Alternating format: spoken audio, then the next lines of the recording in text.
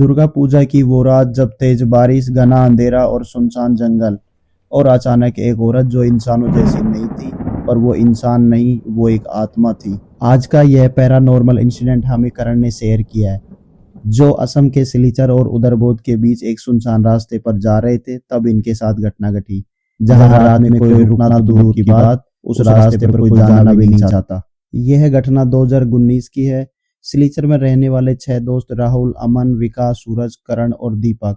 दुर्गा पूजा का समय था। सभी दोस्तों ने मिलकर प्लान बनाया कि इस बार उदरबोध की पूजा देखने जाएंगे। ये सब 6 अक्टूबर को शाम करीब 6 बजे सिलचर से 4 दोस्त कार में, राहुल, अमन, विकास, सूरज निकलते हैं, जबकि करण और दीपक अपनी बाइक से निकलते हैं। सिलीचर से उदरबोध की दूरी कोई 15 से 20 किलोमीटर की है, जिसमें पहुंचने में करीबन 40 से 50 मिनट लगते हैं। सड़क पर हल्की हल्की रोशनी थी।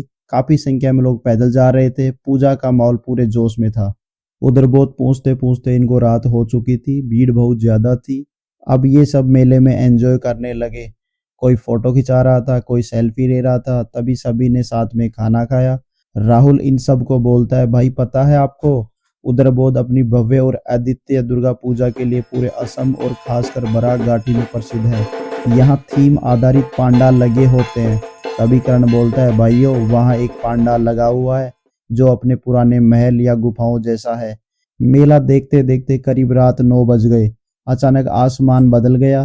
तेज हवाएं चलने लगी, बिजलियां कड़कने लगी और कुछ ही मिनटों में मूसलाधार बारिश शुरू हो गई। बारिश बढ़ती जा रही थी। लोग इधर उधर भागने लगे। बारिश से बचने के लिए लोग अपने घरों की ओर रवाना हो गए। इन सब ने भी तय किया कि अब वापस चलना चाहिए, लेकिन समस्या यह थी कि भीड़ और बारिश की वजह से दोनों ग्रुप बिछड़ गए थे। कार वाले दोस्त आगे निकल गए और करण, दीपक वहीं मेले में रह गए। ये दोनों बारिश रुकने का इंतजार कर रहे थे, लेकिन 15-20 मिनट तक इंतजार करने के बाद भी बारिश नहीं रुकती, तो ये दोनों वहां से निकल जाते हैं। रात करीब 11 बजे करण और दीपक जंगल वाले रास्ते पर पहुंच जाते हैं। बारिश इतनी तेज थी कि आगे कुछ भी दिखाई नहीं दे रहा था।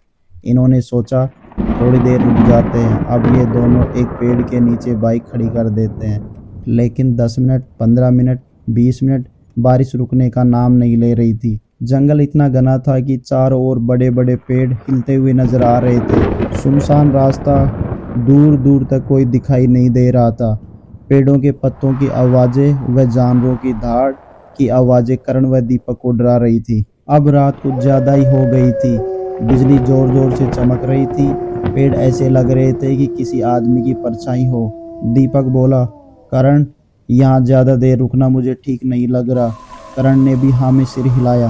करण ने बाइक स्टार्ट करने की कोशिश की, पर बाइक स्टार्ट ही नहीं हुई। तो दीपक ने भी स्टार्ट करने की 1-2 बार कोशिश की। डरते हुए दीपक करण से बोलता है, भाई अब क्या करें। तभी अचानक जंगल की तरफ से धीमी धीमी एक आवाज़ आई, जैसे कोई रो रहा हो। ये दोनों पहले ही डर रहे थे। ये सुनकर दोनों एक दूसरे की तरफ देखने लगे। करण ने बाइक की लाइट उस दिशा में घुमाई और जो इन्होंने देखा उसने इन दोनों के होश उड़ा दिए। एक औरत लाल साड़ी पहने हुए, पूरी तरह भीगी हुई, धीरे धीरे जंगल से बाहर आ रही थी। उसका चेहरा इन दोनों को साफ दिखाई दे रहा था। बाल बिखरे हुए थे और वह सीधे इनकी तरफ आ रही थी। ये देखकर दीपक और करण दोनों ठंडे पड़ गए। ना हिल पा रहे थे, ना कुछ बोल पा रहे थे, मानो दोनों का खून जम गया हो। वो औरत इनके बिल्कुल पास से गुजरी, लेकिन उसने इनकी तरफ देखा भी नहीं। बस सीधे सड़क पार की और करीबन 15-20 मीटर दूर जाकर जमीन पर बैठ गई। और फिर वो जोर जोर से रोने लगी। उसके रोने में इतना दर्द भरा था जैसे किसी ने उसका सब कुछ उजाड़ दिया हो। जंगल में उसकी आवाज़ गूंज रही थी। जंगल, बारिश और वो रोना, इन्हें ऐसा लगा जैसे वक्त वहीं ठहर गया हो। माहौल में इतनी दहशत थी कि हवा भी भारी लगने लगी। करण ने बताया, भाई वहाँ का मंजर देख के रूहें कांप गई थी। ऐसा लगा जैसे मौत सामने खड़ी हो। दीपक ने धीरे से कहा, भाई ये यहाँ इस समय कैसे? करण ने कोई जवाब नहीं दिया। वहाँ की एक बात बहुत अजीब लगी थी। इतनी तेज बारिश में भी उस औरत के आसपास की ज़मीन ज़्यादा गीली नहीं लग रही थी, और वहाँ की मिट्टी ऐसे लग रही थी कि जैसे 4-5 दिन पहले किसी ने खुदाई की हो। बिजली की चमक में भी उसकी परछाई दिखाई नहीं दे रही थी। करीब 4-5 मिनट तक दोनों वहीं खड़े रहे, ना आवाज़, ना हिम्मत, बस दिल की धड़कन जो साफ सुनाई दे रही थी। तभी वो औरत अचानक रोना बंद कर देती है और धीरे धीरे अपना सिर उनकी तरफ घुमाती है। बाइक की हल्की रोशनी में उसका चेहरा दिखा, पर वो इंसानी चेहरा नहीं था। आंखें पूरी काली, चेहरा अजीब सा सूजा हुआ और होठ ऐसे जैसे किसी ने काट दिए हों। उसकी आंखों में एक अजीब सा दर्द था, डरावने चेहरे के पीछे जैसे कोई रूह मदद के लिए छटपटा रही हो। दीपक जोर से बोला, करण बाइक स्टार्ट कर, भाग यहाँ से। करण ने कांपते हाथों से फिर स्टार्ट करने की कोशिश की। इस बार बाइक स्टार्ट हो गई। जैसे ही इन्होंने बाइक घुमाई, दीपक ने मुड़कर पीछे देखा और जो उसने देखा उसने उसकी रूह तक हिला दी। वो औरत अब सड़क के बिल्कुल बीच में खड़ी थी और सीधे उन्हें ही देख रही थी, लेकिन उसकी आंखें पूरी तरह सफ़ेद हो चुकी थी। दोनों अब बिना कुछ देखे तेज स्पीड में वहां से भागे। करीब 20 मिनट बाद इन्हें कार वाले दोस्त मिल गए जो इनका इंतजार कर रहे थे। जब इन्होंने पूरी बात बताई तो राहुल ने कहा, तुम लोग उसी जगह रुके थे ना? करण ने पूछा, क्यों? राहुल बोला, वहाँ अभी कुछ महीनों पहले ही एक कार व ट्रक का एक्सीडेंट हुआ था। लोग कहते हैं वहाँ औरत दिखाई देती है रोती हुई।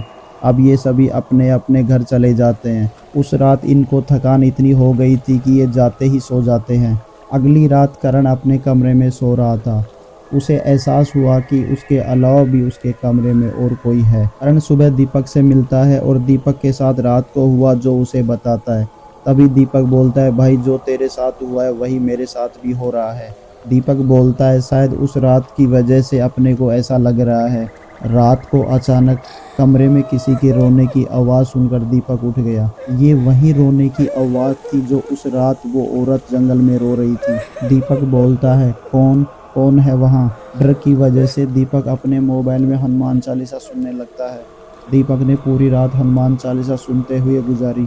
अब जो दीपक के साथ हो रहा था वही करण के साथ भी हो रहा था। इन दोनों ने अपने घर वालों को बताया तो उन्होंने बोला कि तुम्हारा वहम है और कुछ नहीं। अगली रात करण व दीपक दोनों करण के घर पर ही सो जाते हैं।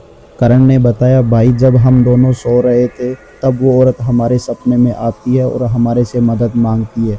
वो हमारे से बोलती है कि जहाँ मैं बैठी थी मैं वही हूँ, मेरे को बचा लो। वो बार बार इन्हें वहाँ जाने के लिए बोल रही थी। अचानक इन दोनों की आंख खुली तो देखा वहाँ कोई नहीं है। ये दोनों इतना डर गए कि इनकी सांसें फूल रही थी और इनके तेज पसीना आ रहा था। फिर भी ये दोनों हिम्मत करके अगली सुबह पुलिस स्टेशन पहुंच जाते हैं। वहाँ पुलिस को ये सारी बात बताते हैं, पर पुलिस वाले इनकी बात नहीं मानते और इनका मजाक उड़ाया जाता है। लेकिन ये भी अपनी बात पर अड़े रहे, बार बार निवेदन करते रहे। उनमें से एक पुलिस वाले ने बोला, चलो देख लेते हैं इनके साथ जाकर क्या मिलता है वहाँ। पुलिस वाले इनके साथ उस जगह जाते हैं जहाँ वो औरत बैठ के रो रही थी। पुलिस वालों ने उस मिट्टी को हटाते हैं, वहाँ खोदते हैं और कुछ 4-5 फीट नीचे उस औरत की लाश निकलती है। ये देखकर पुलिस भी हैरान हो जाती है। ये वही औरत थी जो 5-7 दिन पहले गुम हो गई थी, जिसे पुलिस तलाश रही थी। कुछ समय बाद पता चला कि उस औरत को कुछ गुंडों ने मारकर वहां दबा दिया था। दोस्तों, ऐसी सच्ची घटनाओं पर आधारित वीडियो देखने के लिए चैनल को सब्सक्राइब कर दीजिए। साथ ही वीडियो को लाइक करें, शेयर करें और चैनल को सब्सक्राइब करना ना भूलें। धन्यवाद।